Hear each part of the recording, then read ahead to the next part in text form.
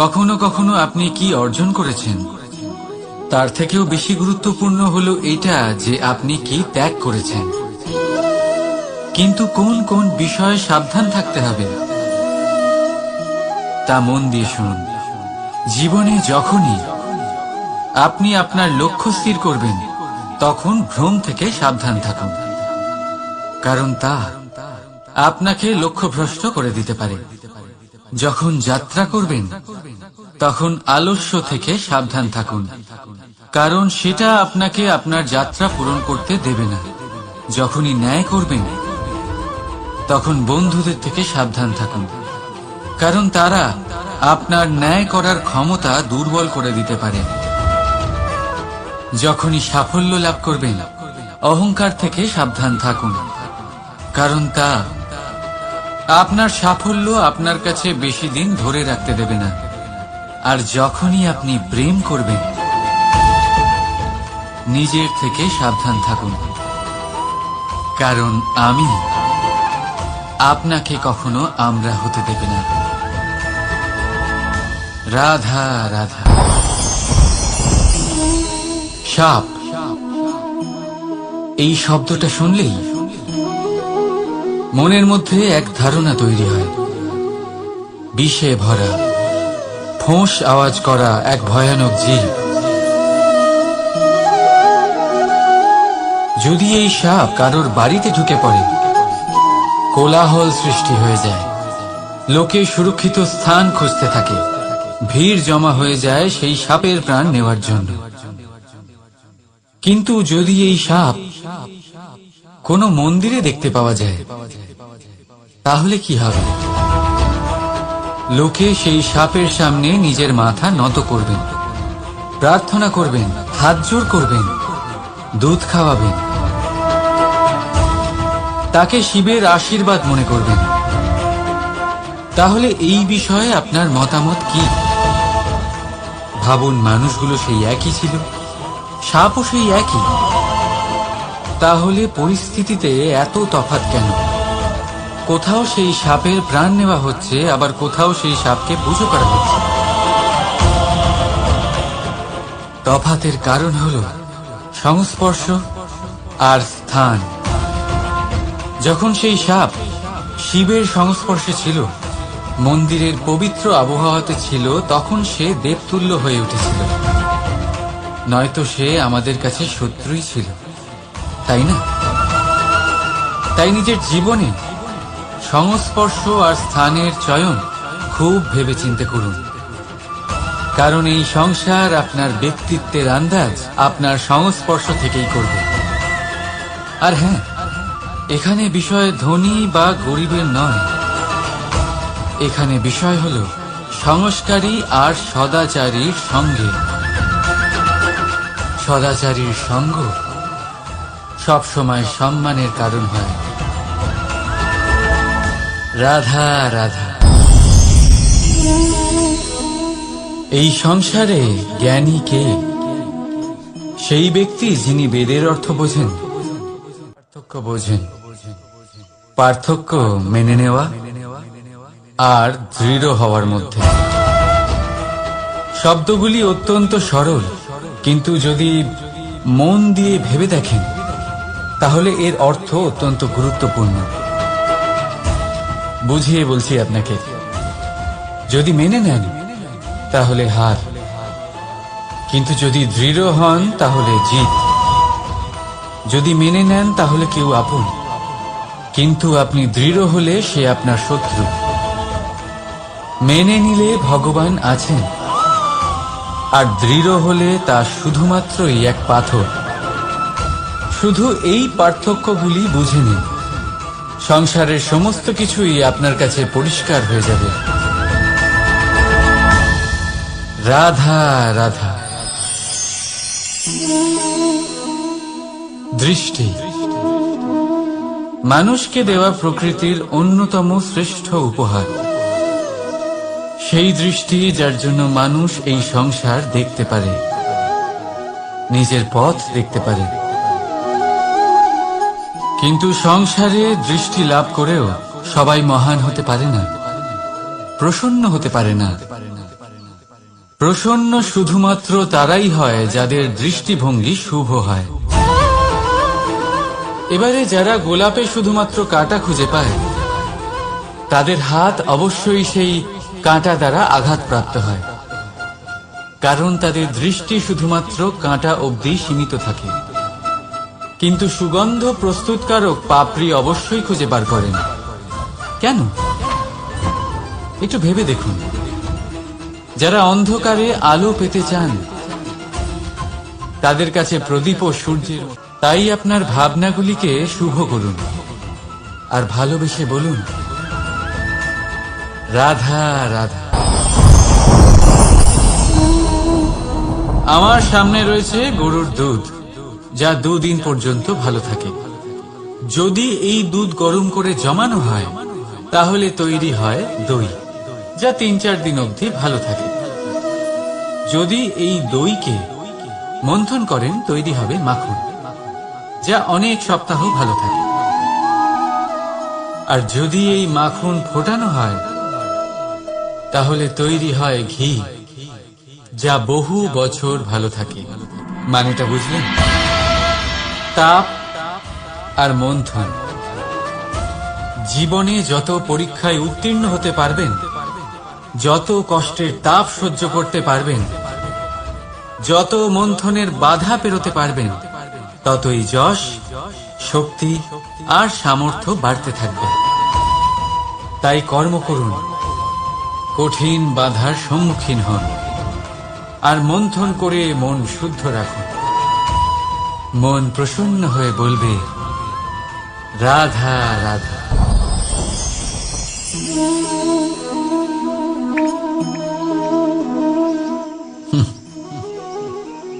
আকাশ থেকে ঝরে পড়া বৃষ্টির ফোঁটা বড়ই শীতল, মিষ্টি আর পবিত্র হয়, কিন্তু সবার ভাগ্য ভিন্ন ভিন্ন হয়।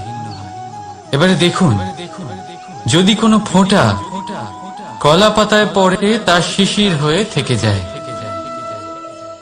প্রকৃতির সৌন্দর্য বাড়ায়, প্রাণীদের তৃষ্ণা মেটায়। যদি কোনো ফোঁটা ঝিনুকে পড়ে, তা মুক্ত হয়ে যায়। আর যদি কোনো ফোঁটা সাপের মুখে পড়ে, তাহলে তা বিষ হয়ে যায়। এখানে সবার উৎপত্তি একই, কিন্তু গুণ ভিন্ন ভিন্ন হয়। কেন? কি কারণ এটা? কারণ হলো সংস্পর্শ। সংস্পর্শ বড়ই প্রভাবশালী হয়। চাইলে সে আপনার উত্তরণ ঘটাতে পারে, আবার চাইলে আপনার পতনও ঘটাতে পারে। এবার বৃষ্টির ফোঁটা এটা চয়ন করতে পারে না যে তার সংস্পর্শ কি হবে, তার ভাগ্য কি হবে। কিন্তু আমরা তো মানুষ, আমরা তো আমাদের সঙ্গ বাঁচতে পারি। তাই ভাবনা চিন্তা করে নিজের সঙ্গ বাছুন। এই চয়ন কিন্তু আপনারই, আর এর পরিণামও আপনাকেই ভোগ করতে হবে। রাধা রাধা। অথচ বৃক্ষের মূল আর বৃক্ষের শাখার মধ্যে এত দূরত্ব কেন? কারণ দূরত্ব অতি আবশ্যক। যদি আপনি কাউকে নিজের কাছে চিরকালের জন্য রাখতে চান, তখন তাদের থেকে দূরত্ব কিছু সময় দরকারি। এই দূরত্বই হলো সেই কারণ যার জন্য আপনি আপনার সঙ্গীর মাহাত্ম্য বুঝতে পারেন। এই দূরত্বের জন্যই আপনি আরো প্রেরণা পান, যাতে তাদের সাথে আবার দেখা হয়। আর সেই জন্য মনে রাখবেন, দূরত্ব কখনোই খারাপ নয়। ফলের থেকে বীজের এই দূরত্বই নতুন ফল হওয়ার কারণ হয়ে দাঁড়ায়। প্রেমের আসল পরীক্ষা হয় এই দূরত্ব দিয়েই। তাই দূরত্বের সাথেও প্রেম করুন, আর ভালোবেসে বলুন, রাধা রাধা। কস্তুরী তাকে ধারণ করে যে হরিণ তার নাভিতে থাকে, কিন্তু সেই হরিণ ওই কস্তুরীর সুগন্ধ নিয়ে তা পাওয়ার জন্য এদিক ওদিক ছুটে বেড়াতে থাকে। সেই হরিণ এই কস্তুরী অবশ্যই পেতে পারে, যদি সে নিজের ভেতরে উঁকি মেরে দেখে। এবারে দেখুন, সুর বাঁশির মধ্যেই থাকে, শুধু প্রয়োজন তাকে খুঁজে বার করার চেষ্টা, অবিরাম চেষ্টা। ঠিক এরকমই হয় আমাদের শক্তি, যা আমাদের ভিতরে লুকিয়ে আছে। ভাবুন, যখন পরমাত্মা আমাদের ভিতরেই আছেন, তখন তাকে আমরা বাইরে খুঁজব কেন? আমরা নিজেদের অন্তরে তখনই দেখি যখন অপরের থেকে সাহায্যের সমস্ত আশাই শেষ হয়ে যায়। তাই জীবনে কেউ সাহায্য করবে এই আশা করে বসে থাকবেন না, নিজেই নিজেকে সাহায্য করুন। রণক্ষেত্রে আপনি ভালো সারথি পেতেই পারেন, কিন্তু জীবনের এই যাত্রাপথে আপনাকেই নিজের সারথি হতে হবে। রাধা রাধা। আমার দাদা আমাকে অনেক সিংহকে জঙ্গলের রাজা বলা হয়, কিন্তু সিংহ শুধুমাত্র তার ইচ্ছে প্রকাশ করলেই কোনো হরিণ কি নিজেই হেঁটে তার কাছে আসবে? নিজেই কি রাজি হয়ে যাবে তার আহার হওয়ার জন্য? না, কখনোই না। যে কোনো কাজকে সফল করে তোলার জন্য আপনাকে চেষ্টা করতে হবে, পরিশ্রম করতে হবে, যাতে সেই কাজ ভালোভাবে সম্পন্ন হয়। শুধু ইচ্ছে দিয়েই কোনো কার্যসিদ্ধি হবে না। ইচ্ছে থেকে স্বপ্ন তৈরি হয়, তবে সেইগুলো সফল করতে গেলেও আপনাকে পরিশ্রম তো করতে।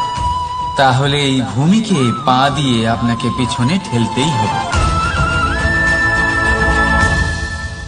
রাধা রাধা। জীবনে আমাদের অনেকের সাথে দেখা হয়, অনেকের সাথে বাক্যালাপ হয়।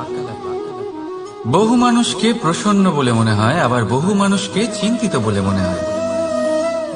কিন্তু আপনি যদি এটা বোঝার চেষ্টা করেন যে কে বেশি প্রসন্ন থাকে আবার কে বেশি চিন্তিত থাকে, তাহলে আপনি এটা লক্ষ্য করবেন যে বৃদ্ধ আর যুবক বেশিরভাগ সময় চিন্তিত থাকেন, অন্যদিকে বালক সর্বদাই প্রসন্ন থাকে, চিন্তার কোনো রেশই থাকে না। এর কারণ কি?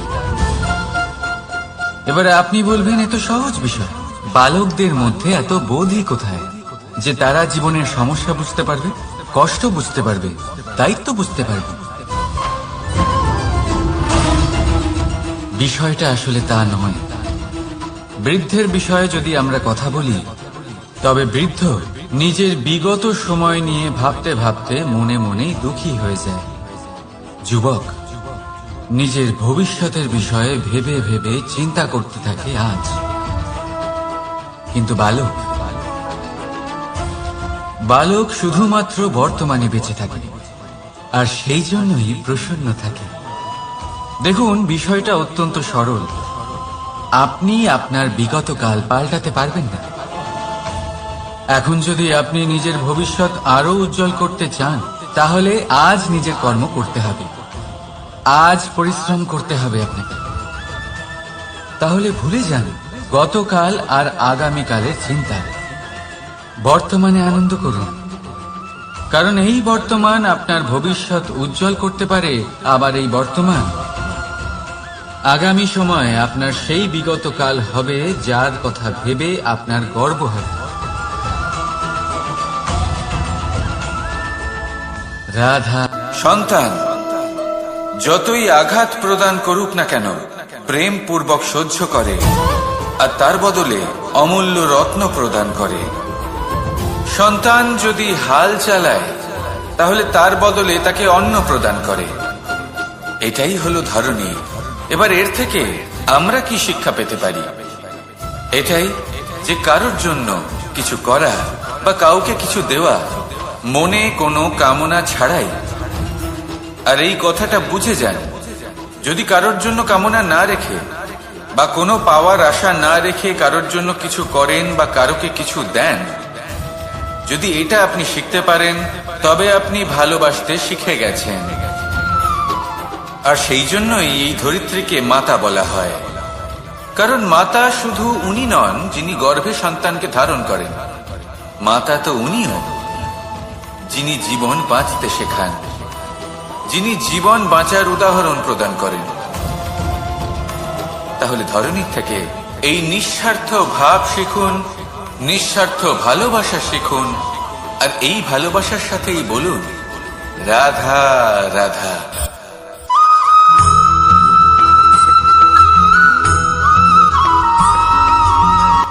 সংসারে আমাদের জীবনে যখন কোনো সুখ বা দুঃখ আসে, তার জন্য আমরা কাউকে না কাউকে অবশ্যই দায়ী করে থাকি, তাই না? এই ব্যক্তি আমাদের সাথে এরকম কাজ করেছেন, তাই আমার সাথে এমন হলো। ওই ব্যক্তি যদি এমনটা না করতেন, তাহলে আজ আমি ওই স্থানে পৌঁছতে পারতাম। সবই আপনার দৃষ্টিভঙ্গির ওপর নির্ভরশীল, আর যদি আপনার দৃষ্টিভঙ্গি এমন হয়, তাহলে তা অনুচিত। সত্যি কথা বলতে এই সংসারে ভিন্ন ভিন্ন ধরনের মানুষ আছে। এটা আপনার উপর নির্ভর করছে কিভাবে তাদের স্বাগত জানাবেন। একবার ভাবুন, আমি আমার দুটো হাত সামনে নিয়ে এলাম, দুটো মুঠো খুলে দিলাম।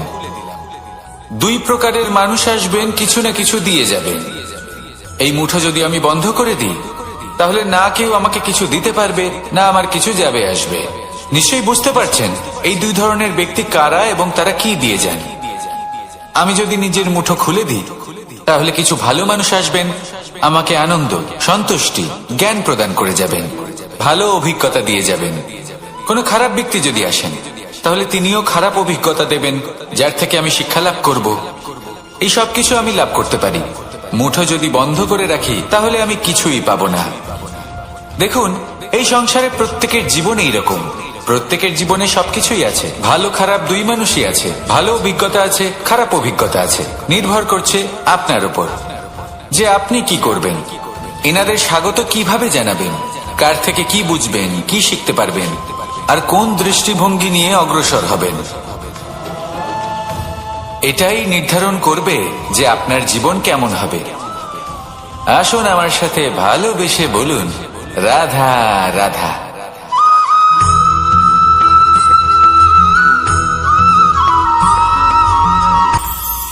এটা হলো ধান গাছ। এর থেকে যে চাল উৎপন্ন হয় তা মানুষ গ্রহণ করেন। আর এটা কি? এ হলো জংলি ঘাস। একবার ভেবে দেখুন, যদি এই জংলি ঘাস ধান গাছের আশেপাশে থাকে, তাহলে কি হবে? ধান উৎপন্ন হতে পারবে? তা উৎকৃষ্ট হতে পারবে? আমরা কি তা গ্রহণ করতে পারবো? কখনোই নয়। এই জংলি ঘাস ধানকে নষ্ট করে দেবে, কিন্তু নিজে জীবিত থাকবে। এটাই হলো আজকের শিক্ষা। এই সংসারে যদি আপনি নীতির পথে চলতে চান, উচিত কর্ম করতে চান, সংসারকে সেবা করতে চান, তাহলে জংলি ঘাসের মতো ব্যক্তিদের থেকে সবসময় দূরে থাকতে হবে। সেই ব্যক্তি যারা দুর্নীতি এবং মিথ্যা দ্বারা পরিপূর্ণ, যাদের ব্যবহার অশুভ, যাদের অনেক অশুভ গুণ রয়েছে, তারা সঠিক নয়। সেই সকল ব্যক্তি যাদের চরিত্র অত্যন্ত দুষ্ট হয়, তারা হয় শুভ চরিত্রের ব্যক্তিকে একদম নষ্ট করে দেয়, নয় নিজের মতো বানিয়ে তোলে। তাই যদি আপনি নীতির পথে চলতে চান, এই সংসারের জন্য শুভ কর্ম করতে চান, তাহলে সেই সঙ্গ লাভ করুন যে সঙ্গ জ্ঞানে পরিপূর্ণ, যাদের মধ্যে অনেক গুণ আছে, যাদের থেকে প্রতিদিন কিছু শিখতে পারবেন। এমন ব্যক্তির সাথে জীবন অতিবাহিত করুন, দুরাচারীদের থেকে দূরে থাকুন। তবেই এই মন প্রসন্ন হয়ে বলবে রাধা রাধা।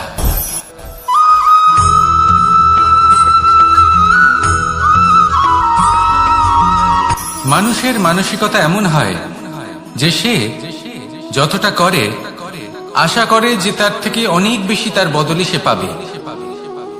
দেখুন, সবকিছুই আপনার ভাবনা চিন্তার উপর নির্ভর করছে। আপনি যদি ফলের বিষয়ে ভেবে কর্ম করতে থাকেন, তাহলে সেটা অনুচিত। জীবনের আসল আনন্দ হলো নিজের কর্ম করতে থাকা, ফলের চিন্তা করা উচিত নয়।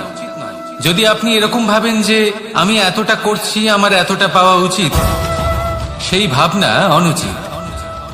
যদি আপনি সেবার মানসিকতা নিয়ে কর্ম করতে থাকেন, কর্মচক্রে প্রবাহিত হন, যদি আপনি এমন ভাবনা রাখেন যে আমি এতটা পাচ্ছি তাই এর থেকে অনেক বেশি আমি কর্ম করব, তাহলে নিশ্চিত রূপে আপনি যতটা করছেন তার থেকে অনেক বেশি আপনি পাবেন, আপনার আশার থেকে অনেক বেশি আপনি পাবেন। শুধু জীবনে অনেক বেশি কাজ করতে থাকুন, ফলের চিন্তা করবেন না। আর মনে রাখবেন, এই ভাবনাই সব থেকে বড় বীজ। কর্মের উপর বিশ্বাস রাখুন, জীবনে যা যা আপনি চান সবই সুখময় হবে। আসুন আর আমার সাথে ভালোবেসে বলুন, রাধা রাধা।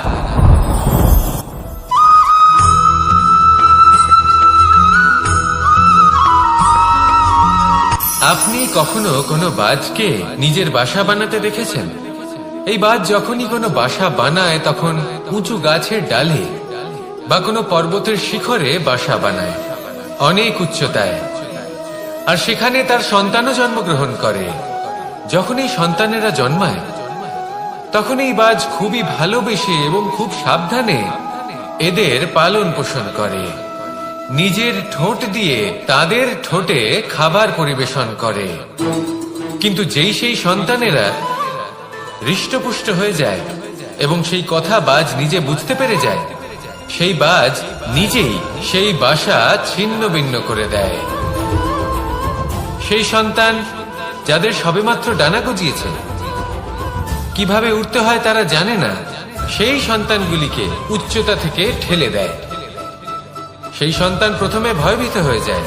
তারা সামনে মৃত্যুকে দেখতে পেয়ে ভয়ের কারণে তাদের ডানা ঝাপটাতে থাকে। আর সেই প্রক্রিয়াতেই সেই সন্তানগুলি উড়তে শুরু করে দেয়। এবার এই ঘটনায় আমরা কি শিক্ষা পেতে পারি? এটাই, যদি আপনি মাতা পিতা হন তাহলে নিজের সন্তানকে অবশ্যই স্নেহ করুন, কিন্তু তাদেরকে নিজের আঁচলের তলায় বেঁধে রাখবেন না। যদি আপনি চান আপনার সন্তান জীবনে উন্নতি করুক, তাহলে নিজের মুঠো থেকে তাদের স্বতন্ত্র করে দিন। এই সংসারে সংঘর্ষ করতে দিন। সেই সন্তান নিজেই বুঝতে পারবে যে জন্মের সময় পাওয়া ডানা কি করে ব্যবহার করতে হয়।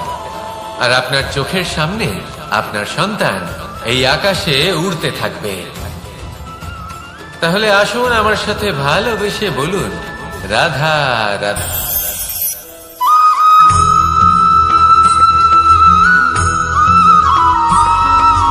বসন্ত ঋতু, এই সময় মন আনন্দে ভরে থাকে। এমন মনে হয় যেন আমরা আকাশে বিচরণ করতে চলে যাই, কিন্তু সেটা তো সম্ভব নয়। সেই জন্য হয়তো আমরা ঘুড়ি ওড়াই, এই ঘুড়িকে নিজেদের প্রতিরূপ মনে করে। এবার অনেক মানুষ আছেন যারা ঘুড়ি ওড়ান, কিন্তু এই কর্মের সারমর্ম কি সেটা কজন বুঝতে পারেন? আপনি এটা মনে করুন যে আপনি হলেন সেই ঘুড়ি, আর এই সুতো যিনি ধরে রয়েছেন তিনি হলেন পরমাত্মা। আর এই সুতো যেখান থেকে শুরু হয় সেই লাটাই হলো আমাদের কর্মচক্র। এবার আপনি নিজেই অনুমান করুন যে এই উড়ান কার ওপর নির্ভরশীল? পরমাত্মার ওপর আর আপনার কর্মের ওপর। যদি পরমাত্মা আপনার হাত ধরে থাকেন, আপনার সাথে থাকেন, যদি আপনি শুভ কর্ম করতে থাকেন, আপনি এই আকাশে উড়তে থাকবেন। কিন্তু কোথাও যদি পরমাত্মার সাথে এই বন্ধন ছিন্ন হয়, আপনার কর্মচক্র খারাপ হয়ে যায় বা থেমে যায়, তাহলে আপনার এই ঘুড়ি কেটে যাবে আর দূরে কোনো গাছের ডালে গিয়ে আটকে যাবে। তাই শুধুমাত্র ঘুড়ি ওড়াবেন না, তার থেকে শিখুন, পরমাত্মার সাহচর্যে থাকুন, সবসময় শুভ কর্ম করতে থাকুন আর সবসময় এই আকাশে উড়তে থাকুন। আসুন আর আমার সাথে ভালোবেসে বলুন, রাধা।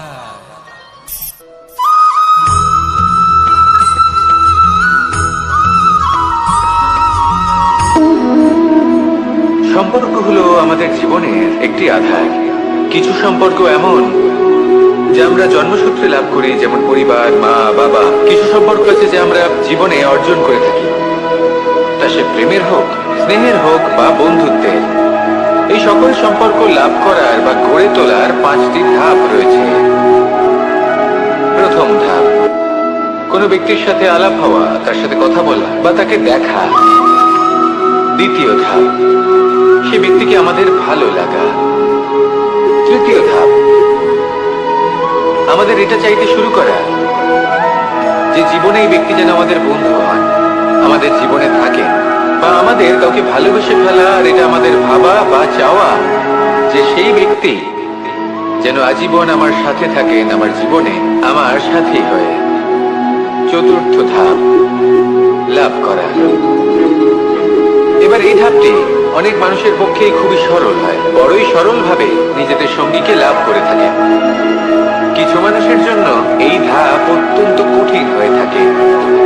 অনেক প্রতিকূল পরিস্থিতির উপর জয়লাভ করে তারা সঙ্গীকে লাভ করেন, কিন্তু লাভ অবশ্যই করেন। এরপরে আসে পঞ্চম, অন্তিম এবং সব থেকে গুরুত্বপূর্ণ ধাপ।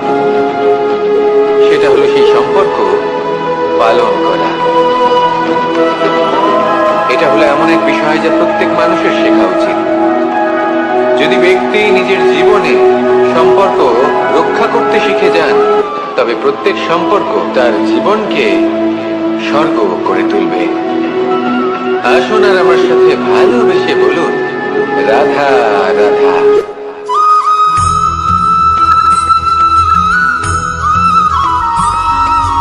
জীবনে যখন কোনো ব্যক্তি নিজের লক্ষ্য প্রাপ্তির জন্য নিরন্তর পরিশ্রম করতে থাকেন, চেষ্টা করতে থাকেন, তখন তিনি কষ্ট অনুভব করেন।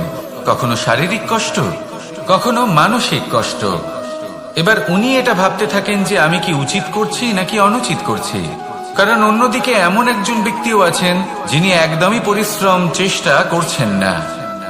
তিনি মদিরা পান করেন, বিলাসিতায় জীবন কাটান, অলস প্রকৃতির হয়ে ওঠেন, নিদ্রাতে বিলীন হয়ে থাকেন আর ভাবেন যে তিনি সুখ লাভ করছেন। কিন্তু এরকম কেন হয়? কারণ যখন আমরা সৎ পথে থাকি, উচিত পথে চলি, লক্ষ্য প্রাপ্ত করার জন্য চেষ্টা করতে থাকি, তখন আমাদের ভেতরে থাকা নেতিবাচক শক্তি এবং পাপ এই দেহকে ত্যাগ করে দেয়। আর এই অনুভূতিটাই আমাদের দুঃখের অনুভূতি দেয়, কষ্ট দেয়। এবার সেখানে যদি আমরা কুপথে চলি, অনুচিত পথে চলতে থাকি, তাহলে আমাদের ভেতরে থাকা পুণ্য এবং ধনাত্মক শক্তি আমাদের দেহ ত্যাগ করে দেয়। আর এই অনুভূতির কারণেই আমরা সুখ অনুভব করি। কিন্তু কখনো ভাববেন যে এই সুখ বেশি সময় পর্যন্ত থাকে না। সেই জন্য সবসময় মনে রাখবেন, যদি আপনি জানেন যে এটাই আপনার লক্ষ্য, এটাই উচিত পথ, শুভ পথ, তাতে নিরন্তরভাবে এগিয়ে যেতে চেষ্টা করতে থাকুন। এই কষ্ট আপনাকে সুখের পরাকাষ্ঠায় কখন পৌঁছে দেবে তা আপনি জানতেই পারবেন না। আসুন আমার সাথে ভালোবেসে বলুন, রাধা রাধা।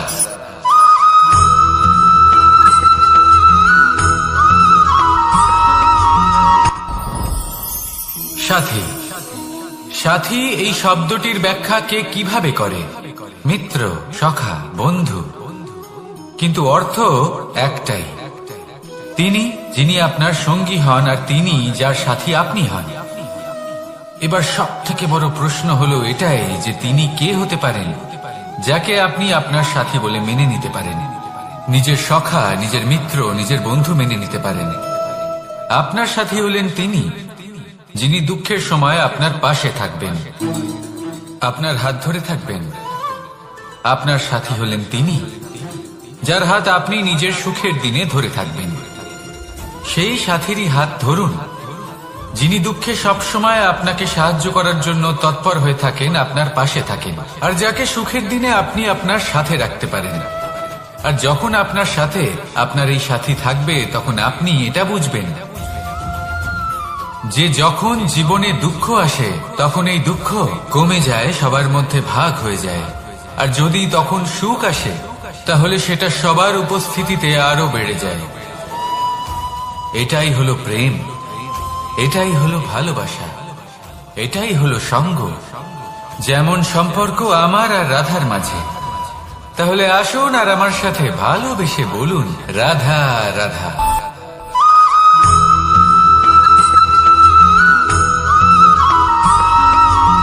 এই সংসারে প্রত্যেক মানুষ এটাই চান যে তিনি যেন ধনবান হন, আর্থিক অবস্থা তার ভালো থাকে, ওনার বাড়িতে লক্ষ্মীর আগমন হয়।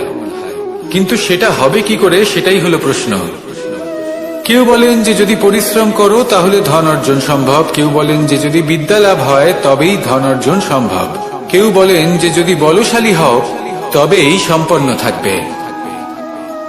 ভালো কথা, যদি তাই হয়ে থাকে তবে দিনমজুর সারা দিন পরিশ্রম করেন, তিনি কেন ধনী হন না? অনেকজন বিদ্বান মানুষ আছেন এই সংসারে, তারা কেন ধনবান হন না? অনেক সংখ্যক বলশালী ব্যক্তি আছেন, তাদের কাছে ধন নেই কেন? তাদের কেন ধনের অভাব হয়?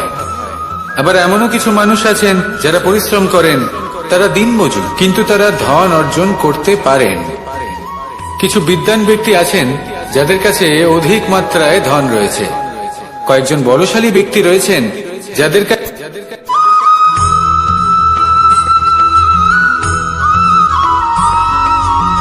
পঞ্চতত্ত্বের মধ্যে দ্বিতীয় তত্ত্ব হল ধরণী, ভূমি, যাকে আমরা ধরণী মাতা বলি।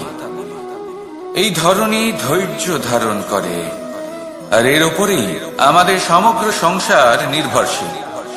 কারণ এই ভূমি সহ্য ক্ষমতা রাখে, এর সহ্য ক্ষমতা হল অপরিসীম।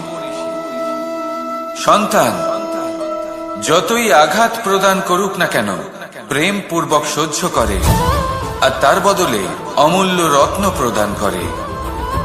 সন্তান যদি হাল চালায় তাহলে তার বদলে তাকে অন্ন প্রদান করে। এটাই হলো ধরণী। এবার এর থেকে আমরা কি শিক্ষা পেতে পারি? এটাই যে কারোর জন্য কিছু করা বা কাউকে কিছু দেওয়া মনে কোনো কামনা ছাড়াই। আর এই কথাটা বুঝে যান, যদি কারোর জন্য কামনা না রেখে বা কোনো পাওয়ার আশা না রেখে কারোর জন্য কিছু করেন বা কারোকে কিছু দেন, যদি এটা আপনি শিখতে পারেন তবে আপনি ভালোবাসতে শিখে গেছেন। আর সেই জন্যই এই ধরিত্রীকে মাতা বলা হয়। কারণ মাতা শুধু উনি নন যিনি গর্ভে সন্তানকে ধারণ করেন, মাতা তো উনিও যিনি জীবন বাঁচতে শেখান, যিনি জীবন বাঁচার উদাহরণ প্রদান করেন। তাহলে ধরণীর থেকে এই নিঃস্বার্থ ভাব শিখুন, নিঃস্বার্থ ভালোবাসা শিখুন, আর এই ভালোবাসার সাথেই বলুন রাধা রাধা।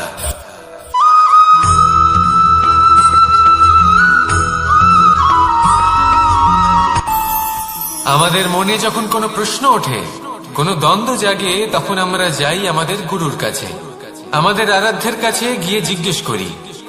এইভাবেই একদিন আমি পৌঁছলাম আমার আরাধ্যের কাছে, আমার মহাদেবের কাছে, আর ওনাকে প্রশ্ন করলাম যে মহাদেব, জীবনে আনন্দ পাওয়ার, উৎসব পালনের, প্রেম ভাগ করে নেবার, জীবনকে উপভোগ করে নেওয়ার সর্বশ্রেষ্ঠ সময় কোনটা?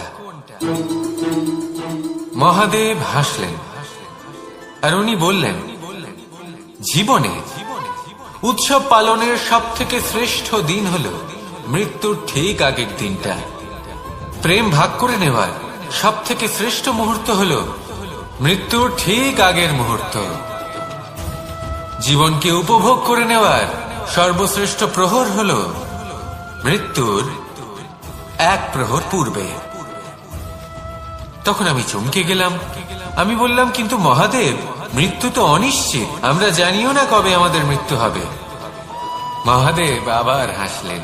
উনি বললেন যে যদি আমরা এভাবে জীবন কাটাই যে আমরা জীবনের প্রত্যেক দিন, প্রত্যেক মুহূর্ত, প্রত্যেক প্রহর শেষ বলে মনে করি, তাহলে আমাদের সমস্ত জীবন আনন্দের সাথেই অতিবাহিত হবে। কি বলেন?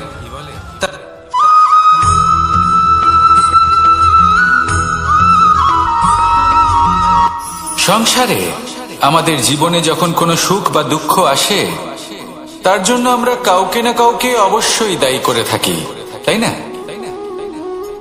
এই ব্যক্তি আমাদের সাথে এরকম কাজ করেছেন, তাই আমার সাথে এমন হলো। ওই ব্যক্তি যদি এমনটা না করতেন তাহলে আজ আমি ওই স্থানে পৌঁছতে পারতাম।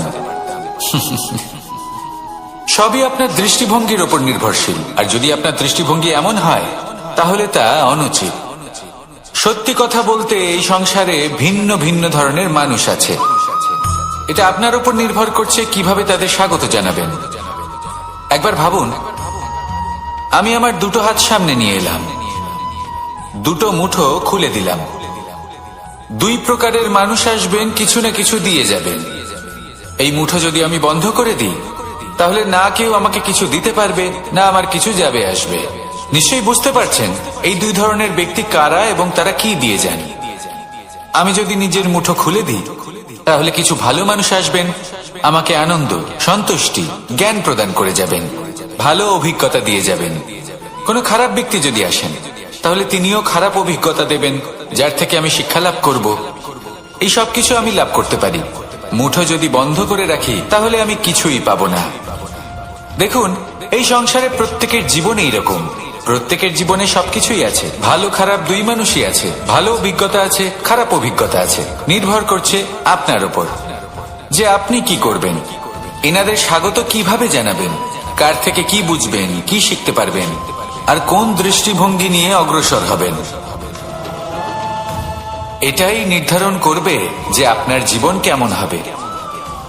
আসুন আমার সাথে ভালোবেসে বলুন, রাধা রাধা।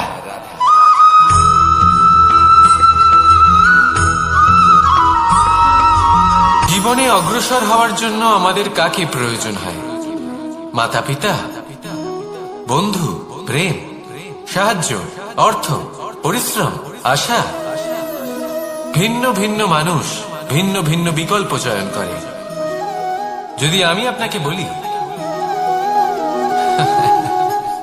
তাহলে জয় আর পরাজয়ের মন্ত্র দুটো শব্দের উপর নির্ভর করে, মেনে নেওয়া আর দৃঢ় হওয়া। যদি মেনে নেন, তাহলে হেরে যাবেন। যদি দৃঢ় হন, তাহলে নিশ্চিত রূপে জয়ী হবেন। যদি কখনো আপনি ক্লান্ত হয়ে ওঠেন, আপনি দুঃখী হন, পুরোপুরি ভেঙে পড়েছেন, তখন মেনে নেবেন না যে আপনি ভেঙে পড়েছেন, নয়তো হেরে যাবেন। তখন উল্টে স্থির করবেন যে যাই হয়ে যাক না কেন, আমি জয়ী হবই। আর আপনি দেখবেন যে জয় নিশ্চিত রূপে আপনার কাছেই আসবে। তাহলে এই কথা মনে রাখবেন আর আমার সাথে ভালোবেসে বলবেন, রাধা রাধা।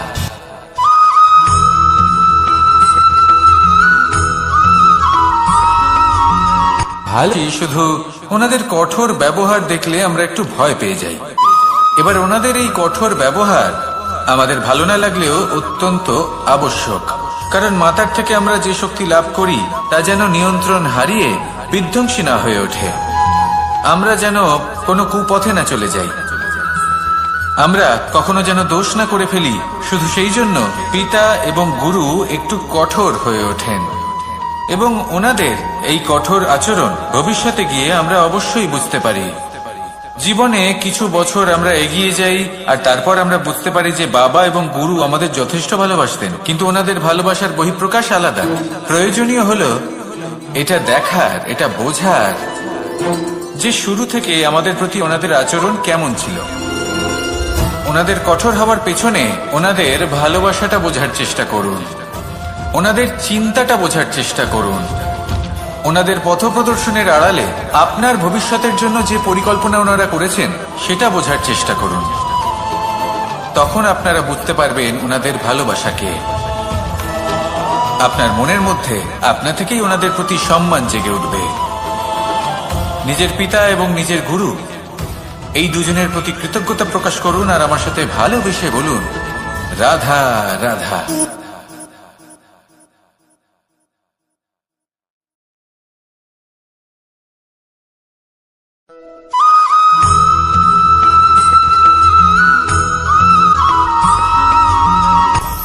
আপনি কখনো পর্বতের শিখরে উঠেছেন? আপনি দেখতে পাবেন পর্বতের পদতলে প্রচুর সুন্দর ফুল রয়েছে, সবুজ বনানী রয়েছে। যত আপনি উপরে উঠতে থাকবেন, তত ফুল কমতে থাকবে, সবুজ বনানী কমতে থাকবে। আরো কিছুটা উপরে উঠলে কাঁটা জাতীয় গাছ দেখতে পাবেন, শুকনো গাছ দেখতে পাবেন। আরো যদি উপরে ওঠেন তাহলে পাষাণ দেখতে পাবেন। আরো উপরে উঠলে হিমখণ্ড দেখতে পাবেন। এই যে পর্বত, তা মনুষ্য জীবনের সব থেকে উত্তম উদাহরণ। মানুষ যখন সাফল্যের শিখরে পৌঁছতে চান, মহানুভবতার শিখরে পৌঁছতে চান, পথে যত আস্তে আস্তে উপরে উঠতে থাকেন, ততই ভৌতিক বস্তু তার থেকে বিচ্ছিন্ন হতে থাকে। যদি তিনি সেই ভৌতিক বস্তুগুলি ত্যাগ না করতে পারেন, তাহলে কখনোই সেই স্থানে পৌঁছতে পারবেন না। আর মানুষ যদি উচিত ত্যাগ করতে পারেন, পথে অগ্রসর হতে থাকেন, এগোতে থাকেন, তাহলে একদিন না একদিন তিনি মহানুভবতার, জ্ঞানের, সাফল্যের হিমের স্বাদ অবশ্যই লাভ করবেন। মনে রাখবেন, মানব জীবনে ত্যাগ হলো অত্যন্ত গুরুত্বপূর্ণ অংশ। আসুন আমার সাথে ভালোবেসে বলুন, রাধা রাধা।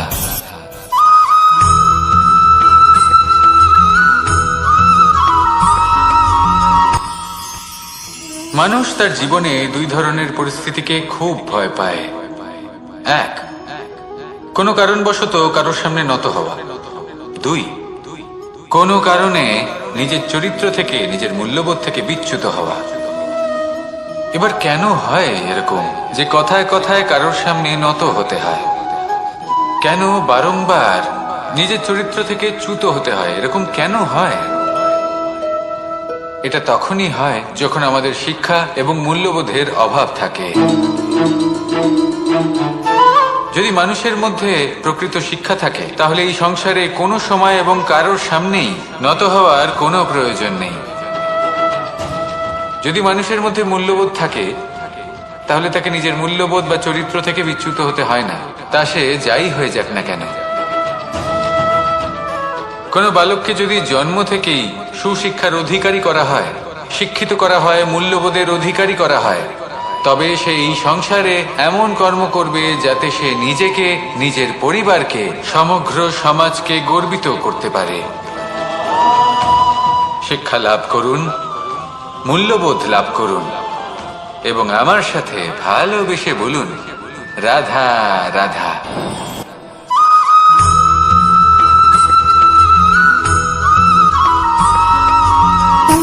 সুখ, দুঃখ এবং শক্তি, এই তিন হলো এই সংসারের ত্রিদেবের মতো। আমাদের জীবনে যা কিছু ঘটছে এই তিনটির ভিত্তির উপরেই হচ্ছে। আসলে এই সংসারের একটা নিয়ম আছে, যখনই আপনি কিছু লাভ করেন, এই সংসার আপনার পরীক্ষা নেয়। এটা জানার জন্য আপনার পরীক্ষা নেয় যে আপনি যা কিছুই লাভ করেছেন, আপনি কি আদৌ সেটার যোগ্য কিনা। ঠিক সেইভাবেই এই সুখ, দুঃখ এবং শক্তি আপনার পরীক্ষা নিয়ে থাকে। যখন সুখ আসে, তখন সে আপনার পরীক্ষা নেয় যে আপনার মধ্যে অহংবোধ জাগ্রত হয়নি তো। যদি অহংবোধ চলে আসে, তাহলে সুখ সেখানেই সঙ্গ ত্যাগ করে। দুঃখ আপনার ধৈর্যের পরীক্ষা নিতে থাকে, আর যদি আপনার মধ্যে ধৈর্য না থাকে, তাহলে এটা আপনাকে আরো বেশি দুঃখের গভীর অন্ধকারে ঠেলে দেবে। সেখানে শক্তি পরীক্ষা নেয় আপনার বিনম্রতার। যদি আপনি বিনম্র না হন, তাহলে হয় এই শক্তি আপনার সঙ্গ ত্যাগ করবে, নয় এই শক্তি বিনম্রতার অভাবে আপনার পতনের কারণ হতে পারে। এই সংসারে যে কোনো ব্যক্তি যিনি এই পরীক্ষায় উত্তীর্ণ হয়ে থাকেন, এই জীবনে তিনি সাফল্য লাভ করেন। আসুন আমার সাথে ভালোবেসে বলুন, রাধা রাধা।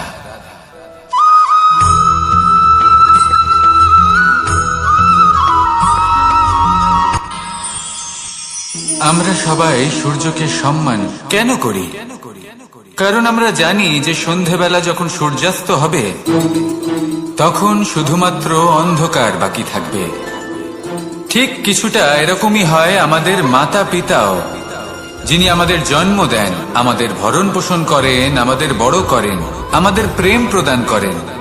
কখনো কখনো তাদের মুখ থেকে কটু কথা নিঃসৃত হয়, আমাদের দুঃখ হয়, কিন্তু তখন আমাদের এটা বোঝা উচিত এগুলি নিঃসৃত হচ্ছে আমাদেরই মঙ্গলের জন্য। যেমন সূর্যদেব, উনিও উত্তাপ দিয়ে থাকেন আমাদেরই মঙ্গলের জন্য, যাতে ফসল পাকতে পারে, যাতে জল বাষ্প হয়ে মেঘ হতে পারে, বৃষ্টি হতে পারে, আর এই সংসারে নিরন্তর জলের প্রবাহ থাকে। আমাদের মাতা পিতা, তাদের কঠোর আচরণ, তাদের কঠোর অনুশাসনের পেছনে লুকিয়ে থাকে ওনাদের ভালোবাসা। আমাদের তা বুঝতে হবে, সসম্মানে ওনাদের গ্রহণ করতে হবে। কারণ ঠিক সূর্যাস্তের পরে যেমন চতুর্দিক অন্ধকারচ্ছন্ন হয়ে যায়, তেমনি আমাদের জীবন থেকে যখন আমাদের মাতা পিতা চলে যায়, তখন আমাদের জীবনেও শুধু এবং শুধুমাত্র অন্ধকারই চেয়ে থাকে। সেই জন্য নিজের মাতা পিতাকে সম্মান করুন, ওনাদের ভালোবাসা প্রদান করুন। এই মন আর এই জীবন প্রসন্ন হয়ে বলবে, রাধা রাধা।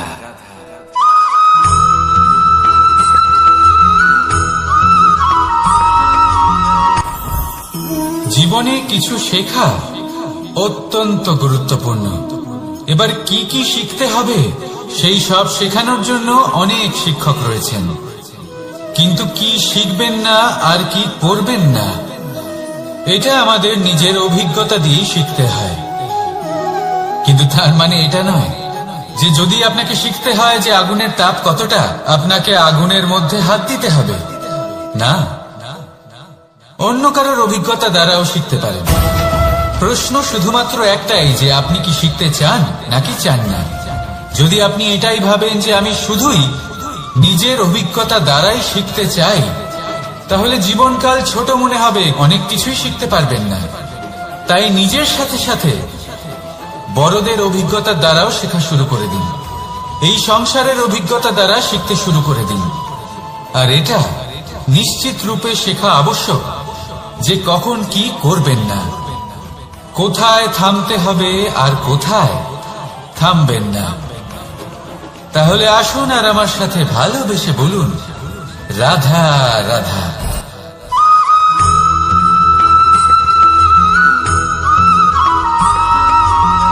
এই সংসারে সব থেকে বেশি কোমল বস্তু হলো রেশম। এই রেশম এতটাই কোমল হয় যে এর পুরো একটা থান শুধুমাত্র একটা হাতে ধরা সম্ভব। কখনো ভেবে দেখেছেন এই রেশম কিভাবে হয়? একটি কীট তার লালার দ্বারা উৎপন্ন হয়। এই কীট সেই রেশমকে পাক দিতে থাকে, পাক দিতেই থাকে আর আস্তে আস্তে তার মধ্যেই জড়িয়ে পড়ে।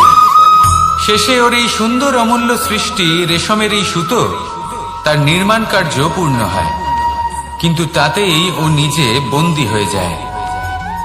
নিজেরই মায়াজালের এই বন্দী গৃহে নিজেই ফেঁসে যায়। এবার এই সুতোকে ব্যবহারযোগ্য করে তোলার জন্য এই কীটগুলিকে এই কবচের সাথেই ফুটন্ত জলে ফেলে দেওয়া হয়। এই সংসারে যদি আমাদের স্বপ্ন এই সংসারের দুঃখ হরণ করার জন্য, এই সংসারে সুখ বিতরণ করার জন্য হয়, তবেই আমাদের প্রগতি সম্ভব। যদি আমাদের এই স্বপ্ন শুধুই আমাদের এবং আমাদের স্বার্থ সিদ্ধির জন্য হয়, তাহলে এই স্বপ্ন আমাদের অন্ধ করে দেবে, আমাদের অন্ধকারের পথে নিয়ে যাবে, আর আমরাও সেই কীটের মতো হয়ে যাব। নিজেদেরই মায়াজালে আমরা নিজেই ফেঁসে যাব, আর শেষে আমরা যদি কিছু লাভ করি তা হবে একাকিত্ব, অন্ধকারময় মৃত্যু। তাই স্বপ্ন অবশ্যই দেখুন, কিন্তু এমন ভাবে স্বপ্ন দেখবেন না যে তার এই বন্দিগৃহে আপনি নিজেই ফেঁসে গেলেন। স্বপ্ন দেখুন পরোপকারে।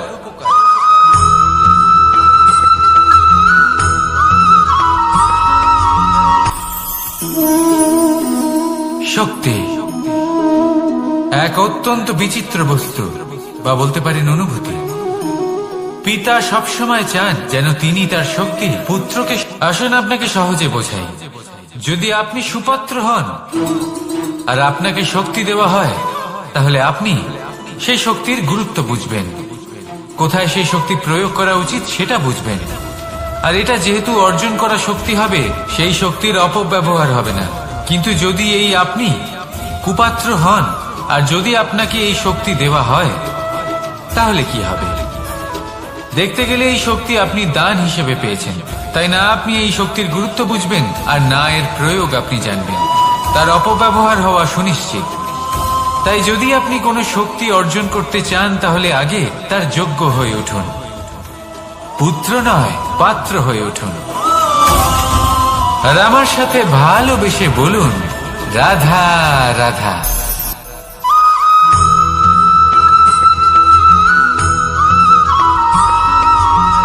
এই সংসারে প্রত্যেক মানুষ এটাই চান যে তিনি যেন ধনবান হন, আর্থিক অবস্থা তার ভালো থাকে, ওনার বাড়িতে লক্ষ্মীর আগমন হয়। কিন্তু সেটা হবে কি করে, সেটাই হলো প্রশ্ন।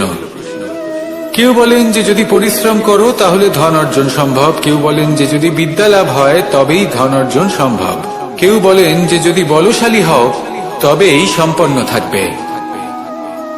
ভালো কথা, যদি তাই হয়ে থাকে, তবে দিনমজুর সারা দিন পরিশ্রম করেন, তিনি কেন ধনী হন না?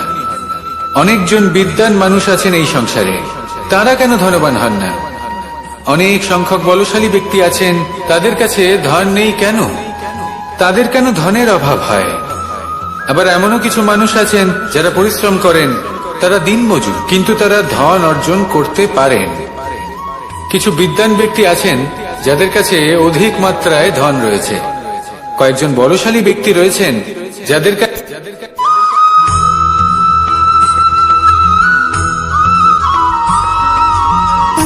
সুখ, দুঃখ এবং শক্তি, এই তিন হলো এই সংসারের ত্রিদেবের মতো।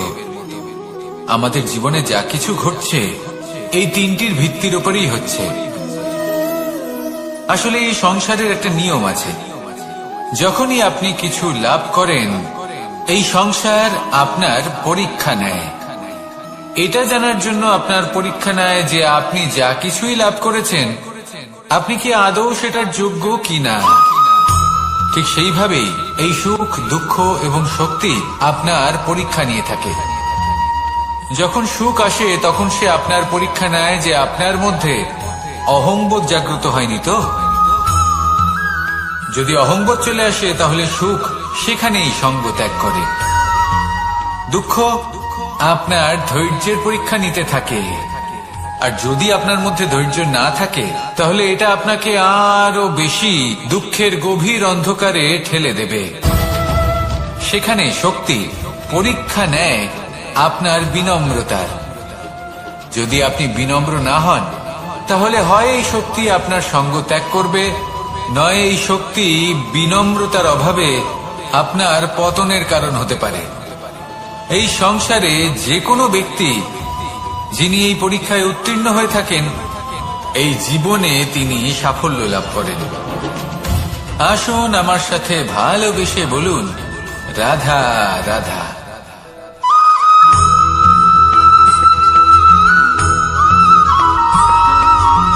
পঞ্চতত্ত্বের মধ্যে দ্বিতীয় তত্ত্ব হল ধরণী, ভূমি, যাকে আমরা ধরণী মাতা বলি। এই ধরণী ধৈর্য ধারণ করে, আর এর উপরেই আমাদের সমগ্র সংসার নির্ভরশীল। কারণ এই ভূমি সহ্য ক্ষমতা রাখে, এর সহ্য ক্ষমতা হল অপরিসীম। সন্তান যতই আঘাত প্রদান করুক না কেন প্রেম পূর্বক সহ্য করে, আর তার বদলে অমূল্য রত্ন প্রদান করে। সন্তান যদি হাল চালায় তাহলে তার বদলে তাকে অন্ন প্রদান করে। এটাই হলো ধরণী। এবার এর থেকে আমরা কি শিক্ষা পেতে পারি? এটাই যে কারোর জন্য কিছু করা বা কাউকে কিছু দেওয়া মনে কোনো কামনা ছাড়াই। আর এই কথাটা বুঝে যান, যদি কারোর জন্য কামনা না রেখে বা কোনো পাওয়ার আশা না রেখে কারোর জন্য কিছু করেন বা কারোকে কিছু দেন, যদি এটা আপনি শিখতে পারেন তবে আপনি ভালোবাসতে শিখে গেছেন। আর সেই জন্যই এই ধরিত্রীকে মাতা বলা হয়। কারণ মাতা শুধু উনি নন যিনি গর্ভে সন্তানকে ধারণ করেন, মাতা তো উনিও যিনি জীবন বাঁচতে শেখান, যিনি জীবন বাঁচার উদাহরণ প্রদান করেন। তাহলে ধরণীর থেকে এই নিঃস্বার্থ ভাব শিখুন, নিঃস্বার্থ ভালোবাসা শিখুন, আর এই ভালোবাসার সাথেই বলুন, রাধা রাধা।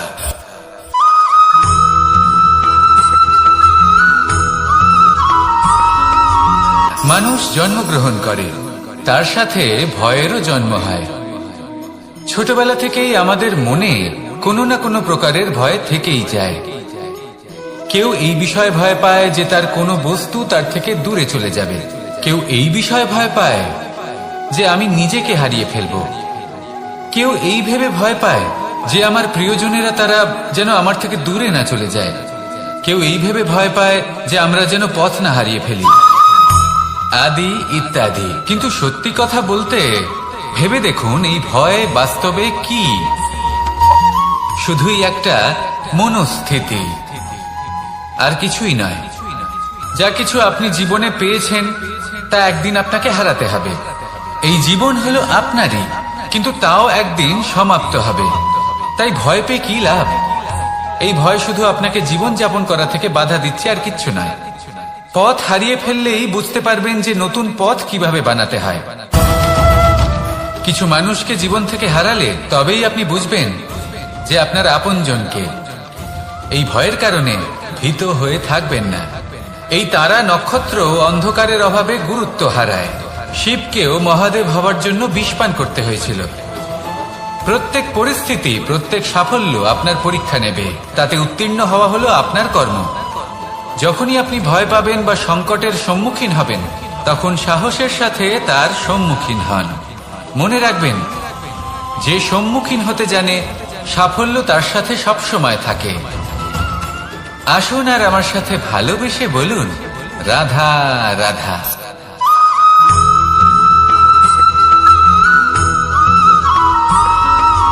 জীবনে অগ্রসর হওয়ার জন্য আমাদের কাকে প্রয়োজন হয়? মাতা পিতা, বন্ধু, প্রেম, সাহায্য, অর্থ, পরিশ্রম, আশা। ভিন্ন ভিন্ন মানুষ ভিন্ন ভিন্ন বিকল্প চয়ন করে। যদি আমি আপনাকে বলি, তাহলে জয় আর পরাজয়ের মন্ত্র দুটো শব্দের উপর নির্ভর করে, মেনে নেওয়া আর দৃঢ় হওয়া। যদি মেনে নেন তাহলে হেরে যাবেন, যদি দৃঢ় হন তাহলে নিশ্চিত রূপে জয়ী হবেন। যদি কখনো আপনি ক্লান্ত হয়ে ওঠেন, আপনি দুঃখী হন, পুরোপুরি ভেঙে পড়েছেন, তখন মেনে নেবেন না যে আপনি ভেঙে পড়েছেন, নয়তো হেরে যাবেন।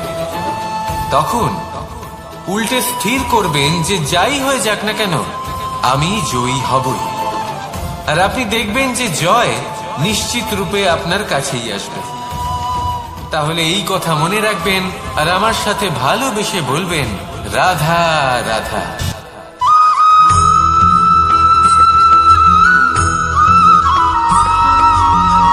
এই সংসারে কোনো বস্তু হোক বা ব্যক্তি হোক, তার একার গুরুত্ব কিন্তু খুব বেশি নয়। একটা উদাহরণ হিসেবে বৃষ্টির ফোঁটাকে ভেবে দেখুন। যদি একটি বৃষ্টির ফোঁটা হয় তাহলে তার খুব বেশি গুরুত্ব থাকে না, কিন্তু যখন সহস্র বৃষ্টির ফোঁটা মেঘের মধ্যে দিয়ে ঝরে পড়ে, তখন সেটা বর্ষার রূপ ধারণ করে। সেই বর্ষা যা এই প্রকৃতিকে শান্ত করে। সেইভাবেই পাথরের ছোট টুকরো, তার খুব বেশি গুরুত্ব থাকে না, কিন্তু যখন অসংখ্য পাথরের টুকরো একত্রিত হয় তখন তা পর্বতের আকার ধারণ করে। সেইভাবেই কিছু মানুষ যখন একত্রিত হন তখন তৈরি হয় পরিবার। কিছু পরিবার যখন একত্রিত হয় তখন তৈরি হয় সমাজ। যখন অনেক সংখ্যক সমাজ একত্রিত হয় তখন তৈরি হয় রাজ্য।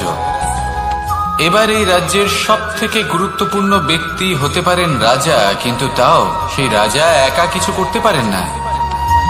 যুদ্ধ লড়ার সময় তারও নিজের সৈন্যদলকে প্রয়োজন পড়ে।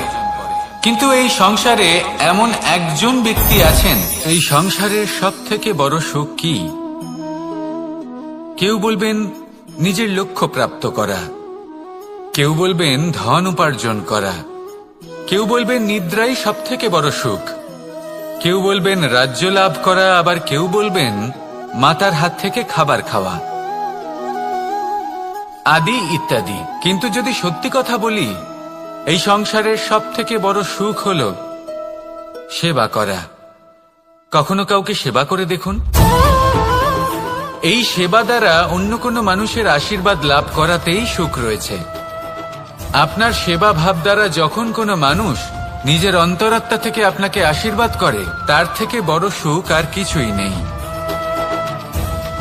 কারণ প্রত্যেক মানুষের মধ্যে ঈশ্বর বাস করেন। নরের সেবাই হল নারায়ণের সেবা। নিষ্কাম সেবা করাই হল সব থেকে বড় সুখ। তাই নিজের অন্তরে সেবার এই ভাব জাগ্রত করুন। যে সুখের কথা আমি বলছি, সেই সুখ অনুভব করেই দেখুন। এই মন সুপ্রসন্ন হয়ে বলবে, রাধা রাধা। মানুষের এই জীবন, মানুষ জন্ম নেয়, একটা নির্দিষ্ট সময়ের পরে এই সংসার ত্যাগ করে চলেও যায়। এবার শুধু এটাই আবশ্যক নয় যে এই জীবনকালকে আপনি যাপন করবেন, শুধু এটাই গুরুত্বপূর্ণ নয়। আবশ্যক এবং গুরুত্বপূর্ণ হলো এটা যে এই জীবনকালে আপনি এমন কিছু করেন যাতে এই সংসারের মঙ্গল হয়, যাতে এই সংসার আপনাকে মনে রাখে, আপনার থেকে প্রেরিত হয়, আপনার মতো হতে চায়, প্রত্যেক বছর আপনার জন্মতিথির অপেক্ষা করে, এমনভাবে আপনার জন্মদিন পালন করে যাতে সেটা মহোৎসবের আকার ধারণ করে। এবার এই জন্মদিন এমনি এমনি মহোৎসবে পরিণত হয় না। তখন হয় না যখন কোনো ব্যক্তি রাজার রূপে বা কোনো গোয়ালার রূপে জন্মগ্রহণ করে। তখন পরিণত হয় যখন একজন মানুষ জন্মগ্রহণের পরে এই সংসারকে কোনো শিক্ষা দিয়ে যান। কিভাবে একজন মানুষ গোয়ালা থেকে রাজা হতে পারে, কিভাবে একজন মানুষ অসত্য থেকে সত্যের পথে চলতে শুরু করেন, অধর্ম থেকে ধর্মের পথে চালিত হতে পারেন, কিভাবে অন্ধকার থেকে প্রকাশের দিকে যেতে পারেন, কিভাবে নিজের আত্মাকে পরমাত্মার সাথে মিলিত করতে পারেন। তা সে রামনবমী হোক বা জন্মাষ্টমী হোক, তাদের জীবনের সাথে জড়িত প্রত্যেক মুহূর্ত একটা পরবের আকার ধারণ করে। তাহলে আপনিও এইভাবে নিজের জীবন যাপন করতে থাকুন। এই সংসারে শুধু ভালোবাসা বিতরণ করুন, কিছুটা এমন ভাবে বিতরণ করুন যাতে আপনি এই সংসার থেকে চলে যাওয়ার পরেও এই সংসারে আপনি শুধুই ভালোবাসা বিতরণ করতে পারেন। যদি আপনি এরকম করেন, সংসারকে প্রেরণা দেন, তাহলে আপনার জীবনও রাধা কৃষ্ণের প্রেমের মতোই অলৌকিক এবং দৈব হয়ে উঠবে। আসুন আর আমার সাথে ভালোবেসে বলুন, রাধা রাধা। আপনি এটা শুনে থাকবেন যে ছোট্ট একটা বালক সে ঈশ্বরের প্রতিরূপ হয়, কিন্তু এমন কেন বলা হয় তা কি আপনি কখনো ভেবে দেখেছেন? আমি আপনাকে বলছি, কোন একটা ছোট্ট বালককে দেখুন, সে কি করে? সকলকে সমান চোখে দেখে। ওর মনে না কোনো ছলনা রয়েছে, না কোনো কপটতা, না অহংকার রয়েছে, আর না কোনো বিষয় নিয়ে কোনো চিন্তা। সকলকে সে সমান চোখে দেখে আর নিজের মধ্যেই প্রসন্ন থাকে, সকল বিকার থেকে মুক্ত। এগুলোই তো সেই গুণ সেই বালকের মধ্যে, যা হলো ঈশ্বর স্বরূপ। এবার ভেবে দেখুন, যদি প্রত্যেকটা মানুষ এই ছোট বালকের মতো সেই সব গুণ নিজের মধ্যে জাগ্রত করে তোলে, তাহলে কি হবে? তারাও ঈশ্বর তুল্য হয়ে উঠবে। তাই আপনিও এটাই করুন, নিজের মনকে বিকার মুক্ত করুন সেই ছোট্ট বালকের মতো। মনের মধ্যে না কোনো চিন্তা রাখবেন, না মোহ, না ক্রোধ, না কোনো রকমের ছলনা বা কপটতা। সবাইকে সমান চোখে দেখুন আর নিজের মনেই প্রসন্ন থাকতে শিখুন। এই মন প্রেমময় হয়ে বলবে, রাধা রাধা। মানুষের জীবন বড়ই বিচিত্র হয়। যেই মুহূর্তে জন্ম নেয় একটা প্রতিস্পর্ধায় প্রবেশ করতে থাকে। মানুষ জন্ম নেয় আর প্রতিস্পর্ধা শুরু হয়ে যায় ভাই এবং বোনের মধ্যে সর্বশ্রেষ্ঠ হবার, সবার থেকে এগিয়ে থাকার। তারপরে সে যায় গুরুকুলে, নিজের বন্ধুদের মধ্যে সর্বশ্রেষ্ঠ হওয়ার প্রতিস্পর্ধা শুরু হয়। এবার সেখান থেকে বাইরে বেরিয়ে সংসার জীবনে প্রবেশ করে ধন উপার্জনের প্রতিস্পর্ধা শুরু হয়। তা সে যুদ্ধই হোক বা কলা হোক, এই প্রতিস্পর্ধা কখনোই আমাদের পিছু ছাড়ে না। তাই যদি প্রতিস্পর্ধা করতেই হয়, তাহলে আমরা মানুষকে সাহায্য করার প্রতিস্পর্ধা কেন করব না? এমন এক প্রতিস্পর্ধা যাতে যে কেউ জিতুক বা যে কেউ হারুক না কেন, লাভ সকলের হবে। সকলের মধ্যে প্রেম বিতরণ করতে থাকুন, এইভাবেই আনন্দ বিতরণ করতে থাকুন, আর আমার সাথে ভালোবেসে বলুন, রাধা রাধা।